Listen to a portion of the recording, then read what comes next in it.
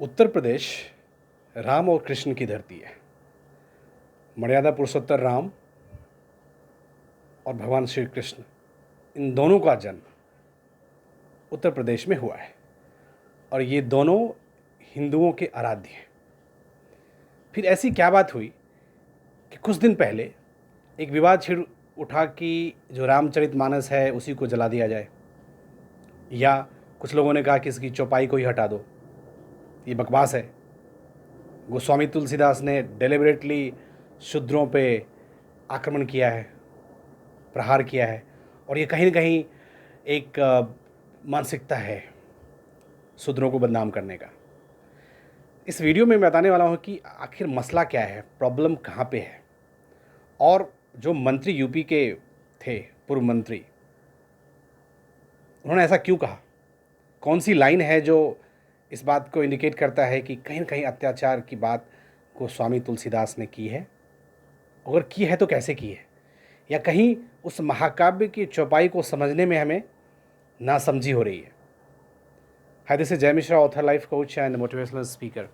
और news of the week में आज डिस्कस करने वाले हैं कि कुछ दिन पहले आपने टीवी डिबेट्स में और सोशल मीडिया में देखा होगा कि एक चर्चा का विषय है, एक मुद्दा है कि जो रामचरितमानस की जो चौपाई है उसमें एक लाइन आता है कि ढोल गवार शूद्र पशु नारी सकल तारणा के अधिकारी।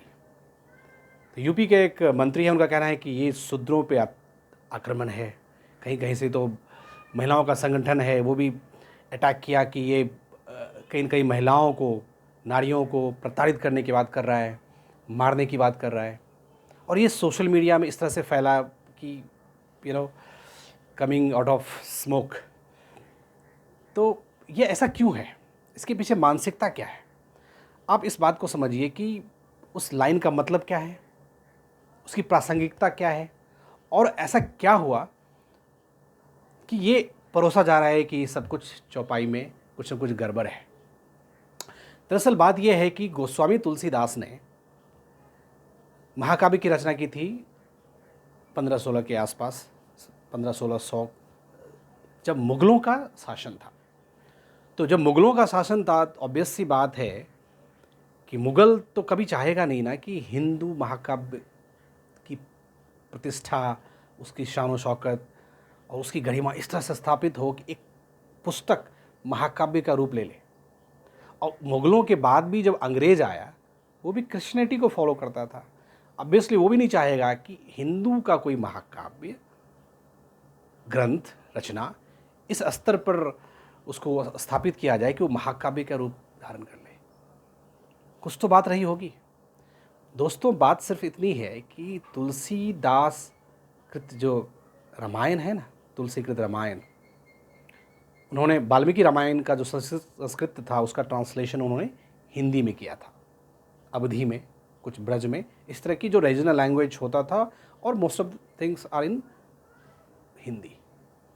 तो तुलसीदास की जो रचना है उसका वजूद इतना है, उस चौपाई का महत्व इतना है, उस लाइन आप पढ़ेंगे जब, उस चौपाई की प्रासंगिकता और उसका मूलभूत जो आधार जो है, उसका संदेश जो है, इतना विशाल है कि उस टाइम में जब कंप्लीट मुस्लिम डोमिनेंस था, मुग़ल से पहले भी तो मुस्लिम ही था यहाँ पे, उन लोगों ने भी ये माना कि ये कहीं ना कहीं काव्य नहीं है और महाकाव्य का दर्जा दिया है। और उसके बाद में जब ब्रिटिश का शासन हुआ 200 सालों तक हमारे ऊपर, उसने भी इसको महाकाव्य ही बना के रखा, उसको हटाया नहीं, उस दर्जे से नीचे नहीं किया। कहीं न कहीं इस रचना में कुछ तो बात है। अगर आपको टाइम मिले तो उसकी चौपाई को आप पढ़िए, आपको मज़ा आएगा पढ़ने में, and it gives you message, it creates different impact on our life. हर एक लाइन कहीं ना कहीं संदेश देता है हमारे लिए, आपके लिए, जीवन के लिए। तो ये जो लाइन था कि भाई ढोल गवार शूद्र पशु नारी सकल तारणा के अधिकारी, इससे पहले एक लाइन है। दरअसल हुआ क्या था कि जब श्री राम लंका के लिए जा रहे थे और उन्हें समुद्र से रास्ता लेना था, समुद्र से रास्ता लेना था, विनती करते करते 1 दिन 2 दिन 3 दिन होते गया, समुद्र रास्ता देने को तैयार नहीं। तो राम गुस्सा में अपना निकालते धनुष शक्ति का उपयोग करते हैं कि भाई बहुत हो गया विनती, बहुत होगी प्रार्थना, अब हमें रास्ता नहीं मिला तो मुझे शक्ति का प्रयोग करना पड़ेगा व्यवस्थापूर्ण। वहाँ पे समुद्र का एक जो रूप है मनुष्य रूप में वहाँ पे आता है और वो कहता है कि प्रभु भल किन्न मोहि सिख दिन्ही मर जादा पुनि तुम ही किन्नी। कि प्रभु ये मर्यादा जो है ये तो आपने ही दी है, ये तो आपने ही सिखाया है, ये तो आपका ही कहना है कि ढोल गवार शूद्र पशु नारी सकल तारना के अधिकारी। अब शब्द तारना और तारन में फ़र्क है। शब्दों का अगर आप मीनिंग थोड़ा सा भी आ की मात्रा लगाएंगे ना तो अर्थ से अनर्थ हो सकता है। ताड़न का मतलब होता है प्रताड़ित करना, दंडित करना, बीटिंग विद समवन। ताड़ना का मतलब है डिसिप्लिन बिहेवियर, कंट्रोल करना। उसको ताड़ना मतलब आप किसी चीज़ को पोलाइटली कंट्रोल कर रहे हैं, यू केयर विद समथिंग। तारण जो है एक वर्ब है, तारना एक नाउन है। तारना के अधिकारी मतलब possession of something. Obviously verb का कभी पोजेशन नहीं हो सकता, वर्ब जो है उसका कोई पोजेशन होता नहीं है, पोजेशन नाउन का होता है। इसलिए गोस्वामी तुलसीदास ने रचना की है और वो एक विद्वान व्यक्ति हैं, उन्होंने तारण शब्द का प्रयोग नहीं किया है, तारना है। तारना का मतलब क्या हुआ कि आप डिसिप्लिन बिहेवियर रखते हैं। और ये कैसे है? ढोल एक वाद्य यंत्र है, उसको अगर बिना समझ के पीटा जाए तो जो ध्वनि निकलेगी मधुर नहीं होगी, ध्वनि में उसमें जो खुशबू होती है वो नहीं आएगी। इसलिए ढोल को भी बड़े प्यार से तारना किया जाता है, बड़े प्यार से। जब उसको अब अगर आप में आर्ट है, आप में कला है और आपने बजाना सीखा है, प्रैक्टिस की है, तो ढोल पीटने से भी उसकी ध्वनि कान को सुंदर लगेगी, एक संगीत का निर्माण होगा। इसलिए ढोल को भी प्यार से बजाया जाता है। वैसे गंवार व्यक्ति है जो पढ़ा लिखा नहीं है, बेवकूफ़ है, ना समझ है, उसको बड़े प्यार से डील करना पड़ता है, उसको बड़े प्यार से डील करना पड़ता है, तभी वो समझ पाएगा। तो उसमें वहां पे ताड़ना का उपयोग किया गया है। शूद्र मतलब जो शूद्र वैदिक काल में शूद्र था और यहाँ पे शूद्र में फ़र्क है। शूद्र मतलब जो लोग, जो जाति, जो संप्रदाय अनहाइजीनिक है, वाइल्ड है, ना समझदार है, और अब इसका मतलब किसी जाति से संबंध नहीं रख सकते हम।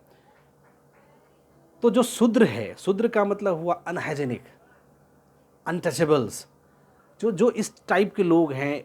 और इस तरह के लोग अत्याचारी हुआ करते थे समाज में, निचले वंचित होने के बाद भी इनका अलग ही दर्जा था, क्योंकि कार्य प्रणाली कुछ अलग था। अब आप शूद्र को जाति से जोड़ेंगे, ब्राह्मण, क्षत्रिय, शूद्र, वैश्य, वो अलग है। उसको समझने के लिए आप B.R. अम्बेडकर की किताब पढ़ेगी कि उन्होंने जो अनटचेबल्स में लिखा है कि जो शूद्रा का प्रयोग किया गया है, this is nothing that Shudra word used in the time of Vedic काल।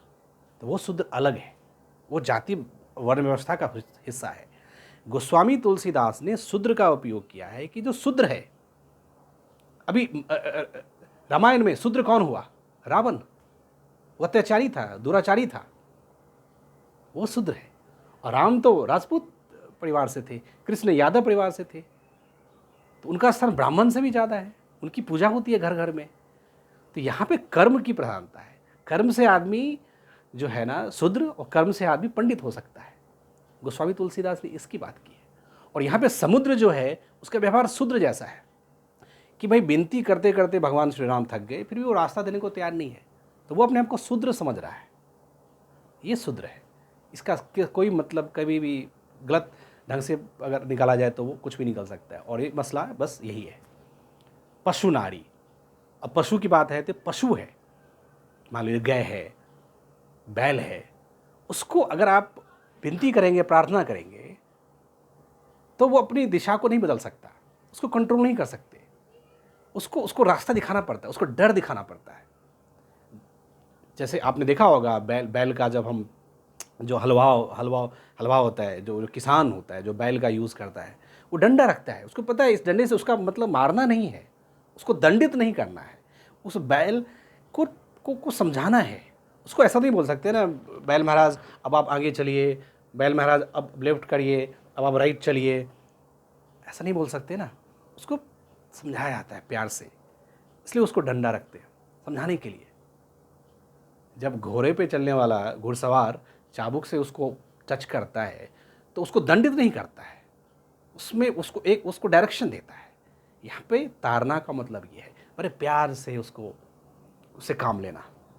और नारी, नारी का शब्द इसलिए है क्योंकि उस टाइम नारी की स्थिति अच्छी नहीं थी, महिलाओं की स्थिति अच्छी नहीं थी। और एक बात और, हमारे समाज में, हमारे शास्त्रों में भी नारी को रत्न का रूप दिया गया है। जो 14 रत्न है ना, उसमें नारी का स्थान है। तो जो चीज़ रत्न है, जो मूल्यवान है, उसको बड़े प्यार से हमें रखना पड़ता है, संभाल के डील करना पड़ता है, क्योंकि मूल्यवान है। उसके प्रति किसी की गंदी नज़र, किसी का गंदा आचरण जा सकता है। इसलिए नारी का वो स्थान दिया गया है कि ये रत्न की तरह है, उसको बड़े प्यार से संभालना पड़ता है। इसलिए शादी ब्याह में भी जब जब जब फेरे लगते हैं और पंडित जी मंत्र पढ़ाते हैं ना दूल्हा और दुल्हन को, वर वधू को, उसमें ये रिस्पॉन्सिबिलिटी दी जाती है वर को, लड़के को, कि भाई अब से जब तुम इसका ग्रहण कर रहे हो, पत्नी के रूप में स्वीकार कर रहे हो, तो इस बात का ध्यान रखो कि इसका ख्याल अब तुम्हें करना पड़ेगा, इसका ध्यान तुम्हें रखना पड़ेगा। You have to care with love and affection. और जो बाप होता है, इसलिए वो कन्या दान करता है। दान का मतलब है कि ये चीज़ मेरे हाथ से तुम्हारे हाथ में चला गया। एक प्रोसेस हमारे सिस्टम में, इसमें नया कुछ है ही नहीं। अब यहाँ पे नारी को हम प्रताड़ना की बात नहीं कर रहे हैं, उसे मारने की बात नहीं कर रहे हैं। यहाँ पे ताड़ना का मतलब तारण नहीं कर सकते कि आपने उसको दंड देने की बात कर रहे हैं, तो तुलसीदास डंडे से पीटने की बात कर रहे हैं, गजब सी बात कर रहे हैं, मतलब so it's difficult to understand. तो और शास्त्रों में तो ऐसा कहा गया है कि जो आप देख भी सकते हैं हमारे घर में, आप सबके साथ, जब छोटी बच्ची होती है तो माँ बाप उसका ख्याल करते हैं। जब वो बड़ी हो जाती है तो लड़की है, बड़ी हो गई, तो उसका जो भाई है उसको केयर करेगा। जब वो शादीशुदा हो जाती है, किसी के साथ बंध जाती है रिश्ते में, तो पति का कर्तव्य होता है कि अपनी पत्नी का ख्याल करे।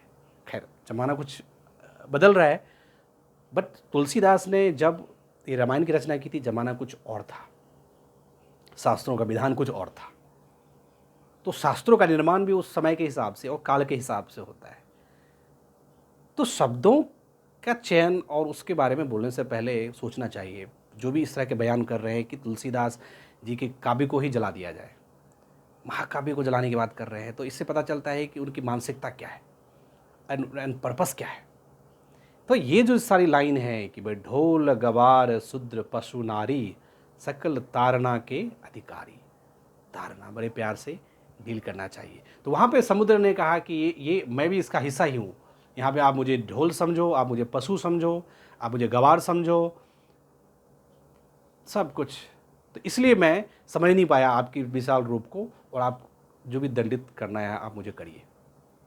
भगवान राम तो राम थे, दंडित करने की बात ही नहीं थी। बाद में रास्ता निकल गया, रास्ता खुल गया, जिसको हम राम सेतु के नाम से जानते हैं। तो ये लाइन तुलसीदास जी ने लिखी थी उस टाइम।